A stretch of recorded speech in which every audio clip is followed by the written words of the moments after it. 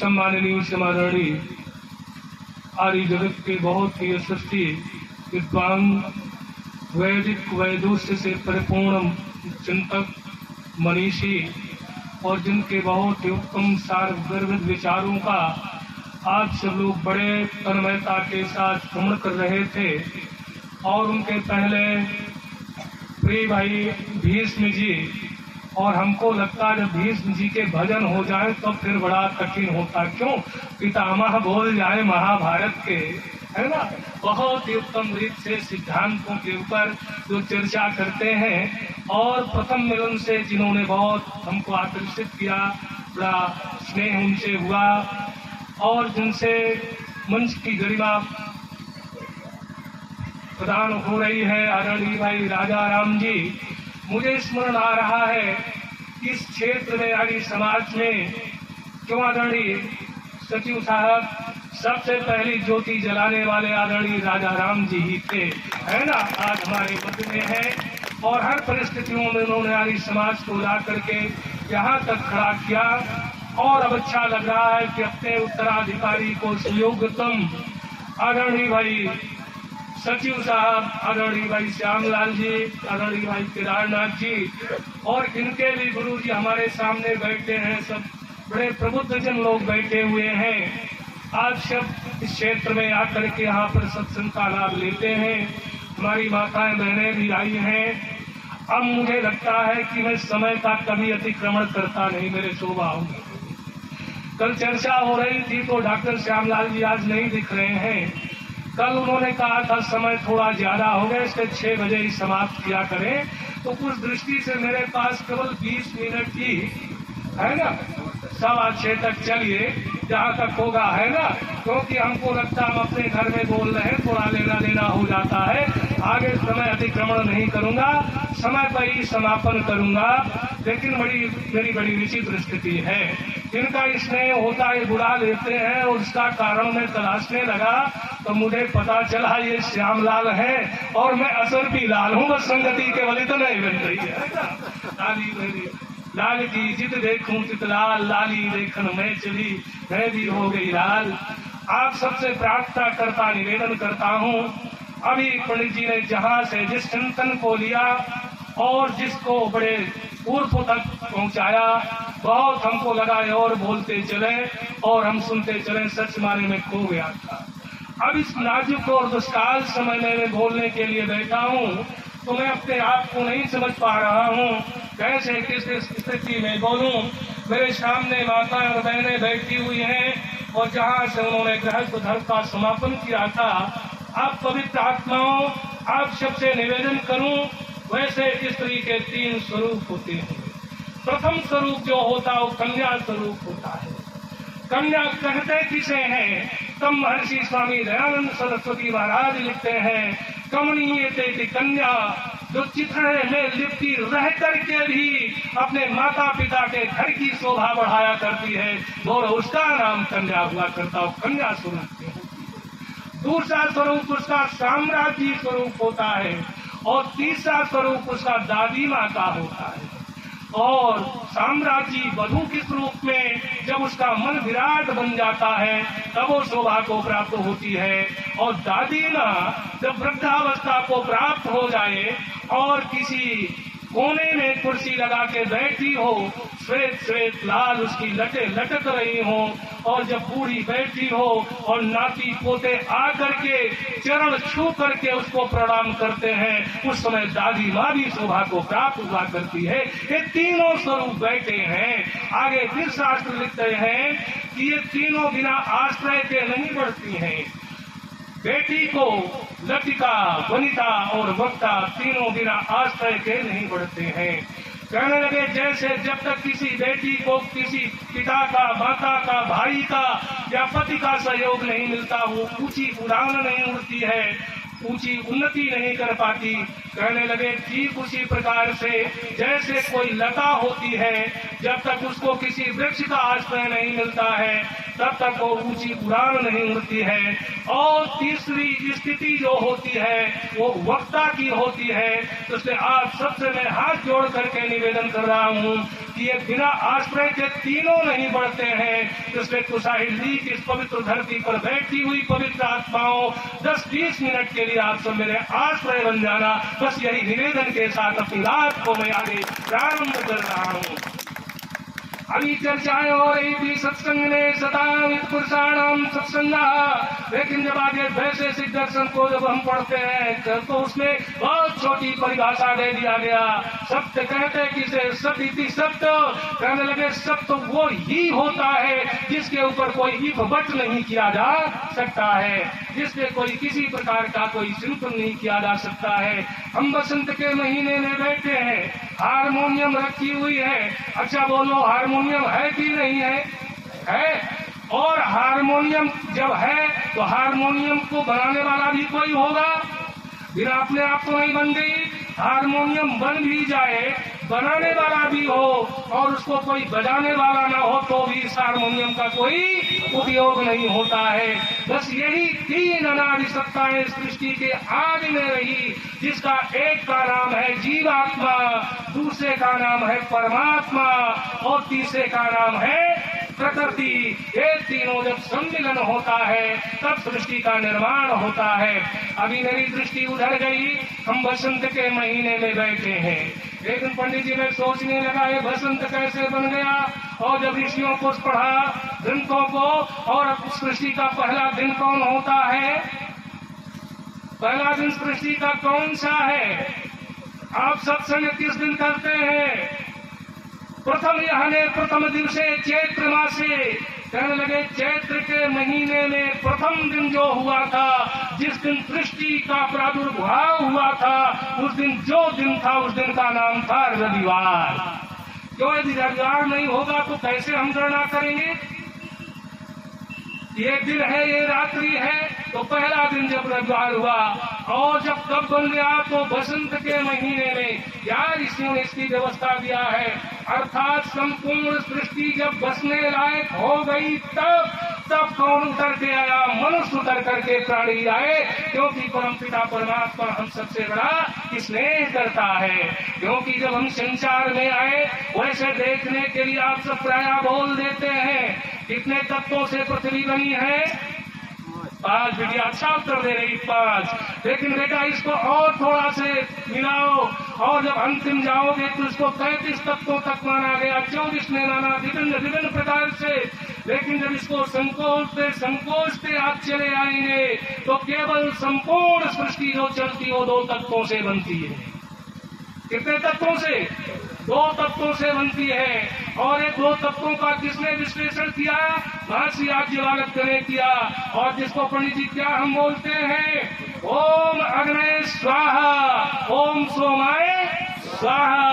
तब लिखते हैं ऋषि याज्ञवल्क्य अग्नि वही पुरुष जो होता वो अग्नि स्वरूप में होता है और नारी जो होती है वो सोम स्वरूप में होती है।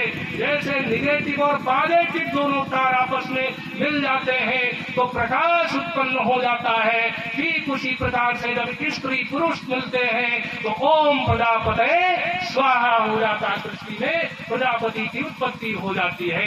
अब इस बात को यही छोड़ें, लेकिन जब सृष्टि के आदि में परमात्मा ने संपूर्ण अणु और परमाणुओं का संगमन कर रहा था, उसी संगमन के साथ में जैसे एक शब्द हम बोलते हैं जगत, क्यों भाई केदारनाथ जी? जगत के मालिक केदारनाथ है ना, नाथ जो होता है, एक शब्द बोल देते जगत। तो हमने पूछा जगत कहते किसे हैं? कहने लगे गच्छति इति जगतः, जो निरंतर चलता रहता उसका नाम जगत होता है। फिर एक पर्यायवाची शब्द आता, कहने लगे संसार। हमने कहा संसार किसे कहते हैं? कहने लगे संसरति इति संसारा, जो धीरे धीरे सरकता है उसका नाम संसार होता है। बोलो हम भी सरकते कि नहीं? आप सब सरकते हैं। अच्छा बेटा ये बोलो, ये नाखून जब हम काटते जिंदा काटते कि मुर्दा काटते हैं? क्या काटते हैं? मुर्दा काटते हैं ना। अभी पंडित जी बोल रहे थे सत्य के, मैंने कहा ऐसी जगह मुझे पंडित जी ने छोड़ दिया है, मैं इस सत्य पर चलूं कि इस सत्य पर चलूं, है ना, सत्संग वाले सत्य पे चलूं कि उस सत्संग पे चलूं। ओम राम राम नाम सत्य भी हमारे गंगा के किनारे खूब बोलते हैं। दोनों स्थितियां अब विचार करिए, जितने अनुपात में आपका ये नाखून मरा उतने अनुपात में पूरा शरीर मर गया, लेकिन पता नहीं चलता ये प्रभु की क्या विलक्षणता है।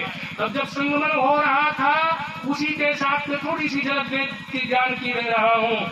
और जब जगत चलता तो निरंतर जब कोई चीज गति करती है, एक जगह से जब वो हटती है तो उसमें ध्वनि होती है। क्या होता है? ध्वनि।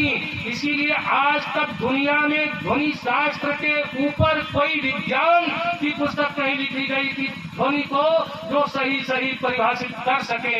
इसीलिए जब ध्वनियां चलती हैं उसी ध्वनि से क्या बनता है? अक्षर। इसीलिए जब शब्द शास्त्र को पढ़ेंगे ध्वन्यात्मक वर्णात्मक क्या, सबसे पहले ध्वनियां उत्पन्न होती है और ध्वनियों के बाद में फिर अक्षर बनता है। इसीलिए कभी न ध्वनियां नष्ट होती है और न कभी अक्षर नष्ट होते हैं। नाक्षर अक्षर, जिसका कभी क्षरण नहीं होता उसका नाम अक्षर होता है। अम्मा जी आप बैठो, आपके लायक भी मैं बात लेकर के बैठा, मैं समझ रहा हूँ श्रोताओं का मन, बिल्कुल मैं वहीं आऊंगा, बहुत हल्का मैं इसको उतार करके बताऊंगा, सबको समझ में आ जाएगा। अब जब वो ध्वनियां निरंतर चला करती हैं, तो जब सृष्टि के आदि में ये ध्वनि तरंगें हो रही थी तो ध्वनि तरंगों के साथ में ध्वनियों का भी संगमन हो रहा था। जब सृष्टि का बन रहा था, सृष्टि कितने तत्वों से बनी? 3 सतरज और तम की साम्य अवस्था नाम प्रकृति। ये तीनों तत्वों से और 3 प्रकार की ध्वनियां भी आ रही थी। इसीलिए वेद भी 3 प्रकार से पढ़ा जाता है, द्रुत मध्यम और ह्रस्व गतियों में पढ़ा जाता है। उन ध्वनियों को पकड़ने वाले कौन थे? ऋषि थे। और जो ऋषियों ने उसको पकड़ा, कहाँ से बोले? अच्छा बोलो, अभी बहुत बढ़िया हम भजन पंडित जी के सुन रहे थे। कहाँ से सुन रहे थे? कान से। आंख क्या देखती है? रूप को देखती है। नाक क्या करता है? सूंघता है। और वाणी क्या करती है? खाती है। बोलो, कोई इंद्री किसी का काम कर सकती है? इनाम बहुत बढ़िया रखा है अपनी कीर्ति, और क्या रखा है इसका? श्रुति बहुत बढ़िया नाम लिए बैठी है। आज समाजी हम भी होते, हमारे माता पिता तो हमारा भी बढ़िया नाम रख देते, बहुत अच्छा है ना। मान लीजिए बिटिया कीर्ति और श्रुति ने जब हमको आमंत्रण दे रही थी हमारे घर में आइएगा, है ना, मान लीजिए हमारे सामने खीर बना करके रखे खाने के लिए, और जब मैं खीर को मैं कहूँ बेटा एक चम्मच जरा मेरे कान में डाल दे, तो क्या कहे नहीं आचार्य जी इसका रस नहीं लिया जा सकता है। मैं कहूँ एक चम्मच मेरी आंख में डाल दे, अरे आचार्य जी नहीं। फिर मैं कहूँ अच्छा एक चम्मच मेरी नाक में डाल दे, तो दोनों दौड़ेंगे अपनी पिताजी के पास। अरे पिताजी लगता है शास्त्री जी आधे हो गए हैं। आधे वाले समझ रहे हैं ना। वैसे इसका एक शब्द बहुत पहले प्रयोग किया जाता था। बच्चों आपको बता देता हूँ, इसीलिए अब इस बात को मैं और स्पष्ट करूँ कि नारी का सीधा संबंध चंद्रमा से होता केवल संकेत मात्र से। इस दयानंद की संस्कार विधि को पढ़ लेना। इनके जीवन में जो परिवर्तन होता वो भी 27 दिनों में होता है। और महिलाओं की, स्त्रियों की जो मृत्यु अधिक होती है वो पूर्णमासी और अमावस्या के दिन ज्यादा होती है। और उसी समय 3500 वर्ष पहले एक शब्द प्रयोग किया जाता था जिसका नाम होता था चांद मारा। अर्थात उस समय थोड़ा भी संयम बिगड़ जाता है, क्योंकि चंद्रमा से परिवर्तन से जुड़ा होता है। और इसी को भूत प्रेत की कल्पना यहाँ पर लोग कर लेते हैं। उस समय मस्तिष्क में कोई ऐसी तरंगें टकराती है जिससे व्यक्ति पागल हो जाता है, तो पागल का भी नाम चांद मारा होता था। मूल शब्द वहाँ का है। तो व्यक्तियों ने कहा लगता है शास्त्री जी कुछ आधे हो गए। इन्होंने कहा क्या बात है? कहने लगे खीर को कहता कान में डालो, आंख में डालो। अरे हमने कहा बेटा क्या हो गया? कहने लगे खीर खाने का तरीका है चम्मच से उठाओ, मुंह में डालो, और जब मुंह में जाएगा तो इसका रस बनेगा, रक्त बनेगा, मांस बनेगी, मज्जा बनेगी, सारी शरीर को मिल जाएगा। इससे 2 चीजें समझ में आई। जो इंद्री जिस विषय के लिए बनी है उसका उस विषय को उसी से पकड़ सकते हैं। इसीलिए आंखों का विषय परमात्मा नहीं है, परमात्मा तो आत्मा का विषय है। इसलिए बाहर आंखों से परमात्मा को देखा नहीं जा सकता है, वो अंतर आत्मा का विषय है। और दूसरी बात ये समझ में आई ये सारी इंद्रियां कौन सुनते, आंख देखती है, लेकिन इसको बोलता कौन है? कौन बोला? ये भाई साहब संकेत कर रहे हैं। अरे धीरे से कह दो मुख, अर्थात जो पांचों चारों ज्ञानेंद्रियों का मुखिया है, बोलो उसी का नाम मुख होता है। और सृष्टि के आदि में अब नित्य शब्द पर विचार करें, वो अणु और परमाणु भी नित्य है, अक्षर भी नित्य है, शब्दों नित्य, अर्थों नित्य, शब्द भी नित्य है और अर्थ भी नित्य है, क्योंकि दोनों एक दूसरे से अलग नहीं हो सकते हैं। यत्र यत्र धूमस्य तत्र तत्र अग्नि, जहाँ जहाँ धुआं है वहाँ वहाँ अग्नि है। बोलो पहले शब्द हुआ कि अर्थ हुआ? और पहले शब्द हुआ। बोलो जब अर्थ नहीं होगा तो शब्द किसको जोड़ा करके बुलाएंगे? तब लिखते हैं ऋषि समवाय संबंध है, दोनों साथ साथ पैदा हुए। शब्द भी नित्य है और अर्थ भी नित्य है। तो जब पहले सृष्टि बन रही थी उसी समय से वेद का ज्ञान भी आया हुआ है। अब इसको और संक्षिप्त करके चलते हैं। येषां सर्वेषां भूतानां सारा पृथ्वी, ये संपूर्ण भूतों का सार क्या है? पृथ्वी है। पृथ्वी में सारे तत्व है। बोलो पृथ्वी सारा किम? पृथ्वी का सार क्या है? कहने लगे पृथ्वी सारा रसः, पृथ्वी का सार रस है। कहने लगे रसो सारा किम? रस का सार क्या है? कहने लगे रसो सारः वनस्पतियां औषधियां आदि। यदि इन वृक्षों को रस ना मिले तो बोलो पेड़ पक्ष वनस्पतियां कहाँ से बढ़ेंगी? और ये सारा निखिल ब्रह्मांड जो है एक परमात्मा से जुड़ा हुआ है। जैसे एक उदाहरण आपके सामने मैं रख रहा हूँ, एक बरगद का विशाल काय वट वृक्ष है और उसके 3 प्रकार के पत्ते हैं। एक नूतन नवीन पुष्पलय निकल रही है और दूसरी जो है उसमें कुछ पीले पड़े हुए। क्यों मास्टर साहब? जो बुजुर्ग हो गए हैं वो पीले पत्ते हैं और कुछ युवा नौजवान हैं, कुछ मुस्कुरा रहे हैं। इन्होंने कहा कि अब तो चल चलाव की दुनिया में है, अब तो हम चलने की तैयारी में हैं। किसने ने कहा तो हम तो खिलने के हैं। लेकिन जब हमने एक से पूछा किसने से कि आखिर तुझे खाना पानी कहाँ मिलता है? कहने लगे इसी डाली से मिलता है। मैंने बूढ़े से पूछा तुम्हें? कहा इसी डाली से मिलता है। नौजवान से पूछा, कहा इसी डाली से मिलता है। हमने पूछा कि आखिर ये डाली तुम बताओ, तुमको ये रस कहाँ से मिलता है? उसने कहा मुझे रस इन टहनियों से, मोटी मोटी टहनियों से मिलता है। हमने टहनियों से पूछा तुम्हें? कहने लगे जो मूल है वृक्ष है इससे मिलता है। हमने कहा वृक्ष को कहाँ से मिलता है? कहने लगे जड़ों से रस मिलता है। हमने कहा जैसे विशाल काय वट वृक्ष से संपूर्ण इसको रस मिलता है, उसी तरह से हम जितने भी लोग बैठे इस ब्रह्मांड में, हम सब एक परम पिता परमात्मा की ऊर्जा से ओजस्वी हो रहे हैं, प्रकाशित हो रहे हैं। और जो प्रकाश हुआ इसको और संक्षिप्त करते चलिए कि पुरुषो सारा किम? पुरुष का सार क्या है? कहने लगे पुरुषो सारा वाणी। पुरुष का सार क्या है? वाणी है, चाहे खाने में चाहे बोलने में। इसीलिए सृष्टि के आग में परमात्मा ने वेदों का ज्ञान जो ऋषियों ने देखा सुना, पद और अर्थ का अर्थ लगा करके जो बोले उसी का नाम पड़ गया मंत्र। और मंत्र माने होता विचार। उसी विचार को पकड़ करके संसार में हम सारे लोग आगे बढ़े हैं, आगे चल रहे हैं।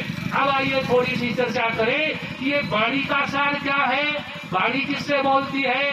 कहने लगी वाणी सारा वेदा। वेद यदि ना होता तो वाणी किसको बोलती? ज्ञान ना होता तो किसको बोलते? फिर आगे चला कि वेद किससे उत्पन्न हुआ? कहने लगे वेदो सारा गायत्री। वेद जो उत्पन्न होती है वो गायत्री से उत्पन्न होती है। कहने लगे गायत्री किससे उत्पन्न हुई है? गायत्री की माता कौन है? कहने लगे ओम अक्षरम व्यवहारम नाम अनुस्मरम। बोलो बिटिया गायत्री की माता कौन है? ओम है। इसीलिए इसको कहते अनाहत। क्या कहते हैं? जितनी ध्वनियां है वो सब आहत होने से, टकराने से उत्पन्न होती है, लेकिन ओम की ध्वनि है अनाहत है, इसे किसी टकराहट की जरूरत नहीं पड़ती है। अच्छा बोलो, आप सब लोग प्रबुद्ध लोग बैठे हैं, आप क्या बोलोगे तो जीभ को चलाना पड़ेगा कि नहीं? कोई भी शब्द बोलेंगे चलाना पड़ेगा, लेकिन जरा एक बार ओम का उच्चारण करके देख लो। ओ, किसी की आवश्यकता नहीं पड़ी। तो वेद का सृष्टि के अंदर ज्ञान जो आया, अब आखिर वो वेद में क्या कहा गया है, तो वेद में हमें संसार में क्या करना चाहिए और क्या नहीं करना चाहिए। अभी पंडित जी बड़े गहरे धरातल पे बता रहे थे, बोलो गायत्री पढ़ना चाहिए कि नहीं पढ़ना चाहिए।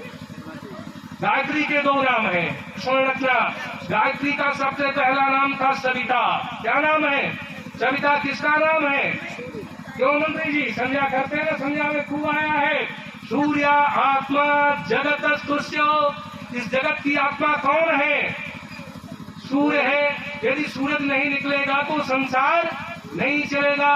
आत्मा वही सूर्यम, और इस शरीर में यदि आत्मा नहीं होगा तो शरीर नहीं चलेगा। कहने लगे ये सब उसकी आत्मा है। इसी तरह से आत्मा जब संसार में आया तो हमको क्या करना चाहिए और क्या नहीं करना चाहिए, इसका सुंदर सा विवेचन कहाँ किया गया है। इसीलिए जब दो तत्व बनते हैं सृष्टि में, तो जब वेदों का लोगों ने निर्वचन किया, वेदों का ज्ञान बढ़ा, तो बोलिए हमारे कितने आश्रम वेदों में बताए गए हैं? 4। कौन कौन? ब्रह्मचर्य, गृहस्थ, वानप्रस्थ और संन्यास। हमारे पुरुषार्थ कितने हैं? 4 हैं। और हम कितने हैं? कभी नहीं विचार किया हम भी कितने हैं? मान लो वो आता है तो वो आने में अकेले नहीं आता है, शरीर के साथ में आता तो शरीर हो गया, और फिर उसके साथ में क्या है? आत्मा नहीं होगा तो शरीर नहीं चलेगी। 4 का बहुत उत्तम संयोग किया है। और यदि शरीर में आत्मा भी हो, मन भी हो, और विचार ना हो, बुद्धि ना हो, तो भी काम ठीक नहीं करेगा। मन भी ना हो तो शरीर में ही 4 होते हैं। इसलिए 4 पुरुषार्थ हमारे माने गए हैं। तो हमको क्या करना चाहिए और क्या नहीं करना चाहिए, तो हम बैठे किसमें? हमारे जब 4 आश्रम बनाए तो यहाँ हम अधिकतर लोग किस आश्रम में बैठे हुए हैं? गृहस्थ आश्रम में। देखो 2 आश्रम ऐसे हैं जिसमें आप जाओ न जाओ चल जाएगा, लेकिन 2 आश्रम ऐसे हैं जिसको आप मानना ही पड़ेगा। कौन सा आश्रम है जिसको मानना पड़ेगा जी? पहला आश्रम है जिसका नाम ब्रह्मचर्य आश्रम है। यदि ब्रह्मचर्य नहीं मानोगे तो मानना ही पड़ेगा। कोई 4 साल का बच्चा कहे मेरा विवाह करवा दो तो कोई करवाएगा? ब्रह्मचर्य आपको मानना पड़ेगा। दूसरा कौन मानना पड़ेगा? वानप्रस्थ। ये हमारा एक विद्यार्थी वानप्रस्थी होने के लिए तैयार है। हमने कहा अभी आचार्य जी से बात करेंगे, इसको कहीं हरिद्वार में भिजवा दीजिए, है ना। तो ये आश्रम है ना, तो दूसरा आश्रम जो होता है वो वानप्रस्थ होता है, क्योंकि वानप्रस्थी हर व्यक्ति बनते हैं। 60 साल आप सर्विस करते हैं, 60 साल के बाद सरकार आपको वहां से आप नहीं आना चाहेंगे तो भी आपको धकिया करके क्या करेगी? निकाल देगी, वानप्रस्थी बना देगी। और सन्यासी बनो ना बनो ये आपका, गृहस्थ बनो ना बनो ये आपका है। आइए थोड़ा सा गृहस्थ वेद क्या कहता है, इसीलिए बड़ी चर्चाएं हो रही हैं। और देखिए आज यदि मेरे चिंतन की बात कहें तो आज मैं इतना दुखी हो रहा था, और इतने दुखी की रात में, क्योंकि 3 देश को नुकसान किया है, पंडा, पुरोहित और राजनेता।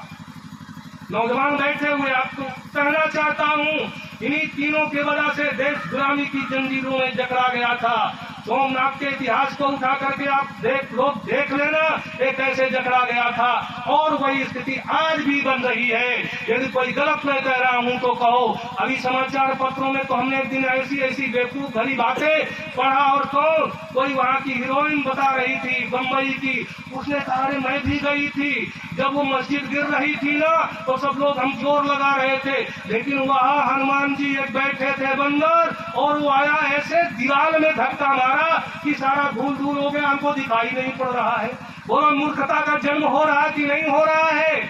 और जैसे राजनेता करता है वैसे ही प्रजा करने लगती है। उदाहरण मैं दे रहा हूँ, और कभी कहता है प्रतापगढ़ की भूमि बहुत अच्छी है, इसीलिए भैया पंडित जी, शास्त्री जी, इसका नाम पड़ गया है प्रतापगढ़, क्योंकि यहाँ 348 रियासतें काम करती थी। बाबा सहजानंद का और रामचंद्र जी का आंदोलन, किसानों का आंदोलन यही हुआ था। और इस भारतवर्ष में सबसे बड़ा किसान आंदोलन यदि कहीं हुआ था तो प्रतापगढ़ में हुआ था। और उस किसान आंदोलन में प्रतापगढ़ की धरती को यह सौभाग्य जाता है कि पहला प्रधानमंत्री पंडित जवाहरलाल को पैदा करने वाले प्रतापगढ़ के किसान ही थे, उस किसान आंदोलन से जो उत्पन्न हो गए थे। लेकिन सारी चीजें आप कल्पना करिए, उसी पे आज हम चले रहे हैं। जब राम जी सब करेंगे तो ये तो सोमनाथ वाले भी कह रहे थे कि सोमनाथ भी हमारा सब कर देगा, और पता क्या चला आपको, आज सारा वोट का बवंडर हो रहा है। और हमारे लोग भी, और सच माने आपके यहाँ हुई कि नहीं हुई पंडित जी, मेरे कौशाम्बी में कम से कम 300 भागवत की कथाएं हो गई होंगी, कई कई रामायण की कथाएं हो गई। और कल्पना करें जब गांव में हम जाते हैं तो अपने दलित भाई से पूछते तो ईसाई बनता चला जा रहा है। आप कल्पना करें, सोचे जब हमारे भाई नहीं बचेंगे तो हम किसको सुनाएंगे और कौन हमारी बात को सुनेगा। इसलिए दयानंद का काम तब भी बड़ा था और दयानंद का काम आज भी बड़ा है। क्योंकि आज ये बात जब कहीं कह दो, क्योंकि हम किसानों के बीच में बैठे हैं, और जब देश कभी मुसीबत में फंसता है तो उसकी पीड़ा सबको झेलनी पड़ती है। उस पीड़ा को देखना चाहो तो ज्यादा दिन नहीं हुए, अफगानिस्तान के लोगों से देख लो कैसे हवाई जहाज में बैठ करके लोग कैसे उड़ रहे थे। तो इसलिए देखो भाई, सबसे पहले गृहस्थ को ठीक कर लो, और जब गृहस्थी ठीक हो जाएगा तो सारे लोग ठीक हो जाएंगे। क्योंकि सुख का धाम कहाँ है, स्वर्ग ही हुआ करता है। आज जब कोई नौजवान विवाह करने जाता है, जहाँ नौजवान भी बैठे होंगे, मेरी किसी के ऊपर कोई टिप्पणी नहीं है, लेकिन नौजवान क्या चाहता है, कन्या क्या चाहती है, कन्या भरते रूपम, कन्या चाहती मुझे रूपवान पति मिले। और वर भी क्या चाहता है, मुझे भी कन्या क्या मिले, बढ़िया सुंदर मिले। और बोलो समझिन क्या चाहती है, वो मुझे धन मिले, है ना। और ससुर क्या चाहता है, बेटा क्या मुझे मिले, विद्वान मिले। लेकिन याद रखना, जिसने ऋषि की बात नहीं माना, जिसने गुण कर्म स्वभाव तीनों को मिला करके विवाह नहीं किया, फिर वो गृहस्थ और सार्थक नहीं होता। क्यों पंडित जी, फिर वो सखा सार्थक नहीं होता है, और सबके जीवन में होता है। मेरा भी जब विवाह हुआ था, नया नया विवाह हुआ, तो कभी कभी गाँव और देहातों में बड़ी विचित्र बात होती है, आज भी होती है। पंडित जी अभी हरे राम की बात करते थे। हम जिस क्षेत्र में आए, एक गाँव था हमारे थोड़े दूर तिवारीपुर पड़ता है, तो वहाँ पर एक नई बहू आई थी। वो जब घर में आई, संयोग था उसके पति का नाम हरे राम था। क्या नाम था, हरे राम। तो घर के जब सारे लोग कहे तो एक दिन उसने भी धोखे से ले लिया हरे राम। तो उसकी सास ने कहा, बहू रानी ये क्या कर रही, ये तो तेरे पति का नाम है, और पति का नाम लेना तो बड़ा पाप है। उसने कहा, अम्मा क्या करूँ, कहा बिटिया रुक बहू, मैं 2-4 दिन विचार करता हूँ, विचार करके और उसके बाद तुझे बता दूंगा। कहने लगे क्या, अब 2-4 दिन उसने सोचा। एक दिन कहने लगे, बिटिया आज मेरी समझ में बात आया। क्या, कहने लगे परमात्मा अंतर्यामी है। कहने लगे फिर, कहने लगे वो मन की बात जान लिया करते हैं। तो इसलिए ऐसा कर, दुनिया हरे राम जपती है, और तू आज से हरे राम जपा कर, क्योंकि वो भगवान जान लेगा कि तू परमात्मा का ही नाम ले रही है। कैसे ज्ञानी लोगों ने कहां से कहां हमको भिड़ा दिया। अरे कभी अब तो प्रयाग में देखते थे, कई महिलाएं अपने पति का नाम ही भूल जाती थी। तो हमारे पड़ोस में भी एक रही। अरे जब गृहस्थ धर्म को देखो तो उसमें कामना क्या होती थी, और जब वेद में प्रवेश करें तो पुत्री क्या कामना करती थी, मुझे पति कैसा मिले। अभी पंडित जी बहुत सुंदर उत्तम बात कर रहे थे, और कल्पना करती थी कि मुझे पति ऐसा मिले, ऐसा तेजस्वी मिले कि यदि कमाई करे तो कैसे कमाई करे, यथा जैसे बादल यदि कमाई करे तो पहले जैसे कोई व्यापारी, जैसे दाल में नमक डाला जाता है वैसे ही इनकम करे, और इनकम करने के बाद ला करके क्या करे, यथा मेघ बादल जो है जाकर के धरती से जल को उठाता है, अपनी किरणों से ऊपर ले जाता है, और वो जल केवल एक जगह नहीं बरसता है बल्कि सारे सृष्टि में बरस देता है। इसीलिए मेरा पति जो कुछ भी कमाई करे केवल मेरे ऊपर ना खर्च करे, बल्कि मेरे कुटुंब के ऊपर वर्षा करे। क्यों भाई, वेद की इतनी बड़ी ऊंची प्रबल भावनाएं होती थी। उधर पति भी भावना करता था कि मुझे जो देवी मिले, याद रखना देवी किसे कहते हैं, संस्कृत साहित्य में और खास करके वेद की शब्दावली में 27-28 पर्यायवाची शब्द स्त्रियों के लिए आए हैं। उसमें एक शब्द आया है देवी। देवी सबको थोड़ी कहते हैं, क्यों भाई देवी बनना पड़ता है। कहते विजिता क्रीड़ायाम, है ना, कहने लगे देवी उसे कहते हैं जो क्रीड़ा करती है। कहने लगे क्रीड़ा कैसे करती है, कहने लगे यथा जैसे आपका बच्चा बाहर खेल रहा है और खेलने में इतना मस्त हो गया, इतना मस्त हो गया, माँ बुलाती बेटा भूख लगी होगी खाना खा ले, वो कहता नहीं माँ जरा खेल लेने दे, एक पारी और खेल लूं। मेरा पोता भी अभी नहीं खाता है, जल्दी माँ को पीछे दौड़ना पड़ता है। आप कल्पना करिए जब वो बार बार बुलाता है, बच्चा कहता है माँ जरा और खेल लेने दे, एक गांव में जीत गया एक और, बच्चा खेल में मस्त हो जाता है और अपने खाने की चिंता नहीं करता है। ठीक उसी तरह से वो नारी देवी की उपाधि प्राप्त कर लेती है, जो पूरे परिवार को, केवल अपने परिवार के ही लोगों को नहीं बल्कि अपने घर में रहने वाले आश्रित कुत्ते बिल्ली जानवरों को खिला करके खाया करती है। बोलो उस देवी का नाम, उस नारी का नाम देवी हुआ करता है। ये वेद की परिभाषा में है, वो देवी कही जाती है। एक शब्द और आया है आपाह, क्यों पंडित जी आपका माने क्या होता है, तो जल, लेकिन नारी का एक नाम होता है आपाह। कहने लगे कैसे, कहने लगे घर में आग लग जाए तो किसको फोन करते हो, फायर ब्रिगेड को, और वो आकर के फुहारों से बुझाता है। लेकिन घर के अंदर मन मंदिर में यदि आग लग जाए तो उसको कौन फायर ब्रिगेड बुझाएगा, आपा नारी। जो आपा नारी होती है, जब पति ने कभी अधिक काम की, अधिक क्रोध की, अधिक ईर्षा की, अधिक द्वेष की अग्नि लग जाती है, तो नारी उसको अपने ज्ञान से उसको तृप्त करके उसकी शांति को ठंडी कर देती है। इसलिए वो नारी देवी कहलाया करती है, आपा नारी हुआ करती है। कल्पना करें जिस उसने और वो प्रार्थना क्या क्या करती थी, इसलिए संक्षिप्त करते चलते हैं। वो नारी उस समय प्रार्थना करती थी, हे परमात्मा मेरी कुक्षी में जो भैया रामकृष्ण बनाने की चर्चा होती थी, उस समय माताएं व्रत किया करती थी और वो प्रार्थना करती थी वेद की भाषा में। पति भी एक करता था, कसकर शब्द आया है, जब विवाह संस्कार कराइए, है ना, मधुवातादितायते मधुचरंत सिंधवा, इसके बाद में जब करिए तो पति एक संकल्प लेता है। कहने लगे कि यदि मैं जो कुछ भी कमाऊं उसको अकेले ना खाऊं। कहने लगे फिर, कहने लगे जो भी अर्जित करूं सबसे पहले ले चल करके पत्नी के हाथ में रखूं। एक मेरा मित्र था, एक दिन वो बाजार गया, एक दर्जन केला खरीदा और केला खरीद करके मुझे विकास आती थी घर पे चलो वहीं चाय पानी पियेंगे, और मैंने देखा 4 केला रास्ते में खा लिया, और जब 4 केला वहाँ खा लिया तो आकर के पत्नी को दिया, कहा सबको बांट दे। मैंने कहा क्यों, इसमें भी हिस्सा करेगा क्या?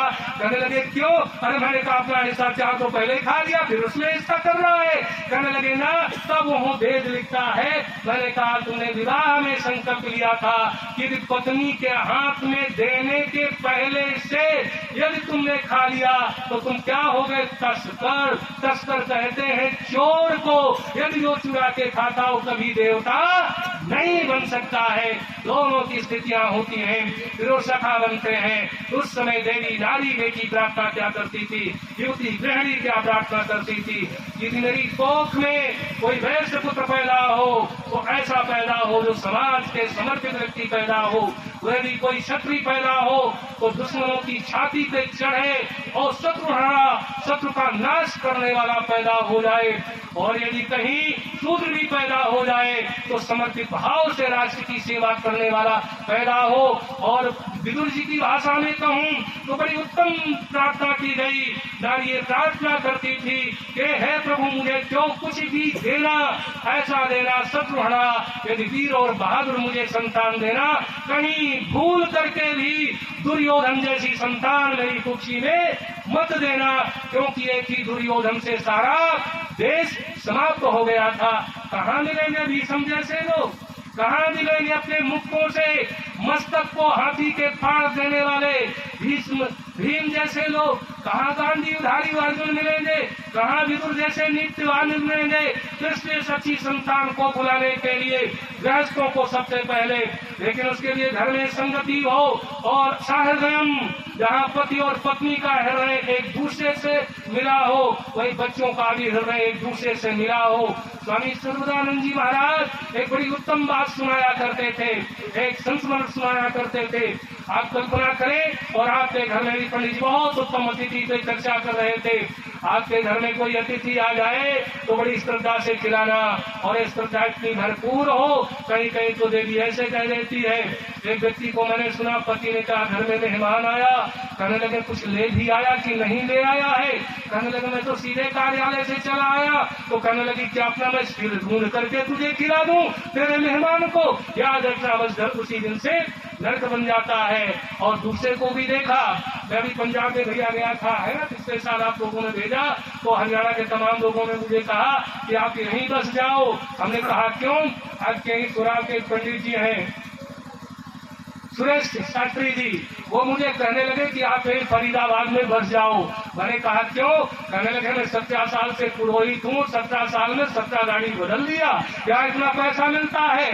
मैंने कहा प्रभु की कृपा से मैंने सब कुछ कर लिया है, मुझे पुरानी गाड़ी ठीक, हम नई गाड़ी छोड़ के मुझे जो कुछ करना है मैं अपने क्षेत्र में करूंगा, क्योंकि इसका मैं बड़ा ऋणी हूँ। कहीं न कहीं इस ऋण को हमको उतारना है।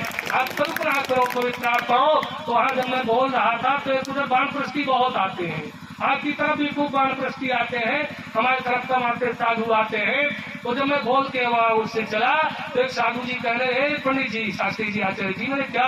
कहने लगे आप तो श्रद्धा की बात सुना रहे थे और मेरे जीवन में तो घटा है। मैंने कहा क्या घटा है? कहने लगे मैं एक ऐसे परिवार में पहुंच गया कि उस माँ ने मुझे खिलाया पिलाया खूब बढ़िया बढ़िया चीज, और जब मैं खूब खा पी के तृप्त हो गया तो खाने के बाद उसने मुझे बढ़िया से खीर बना के ला करके दिया और कहने लगे इसको खाओ।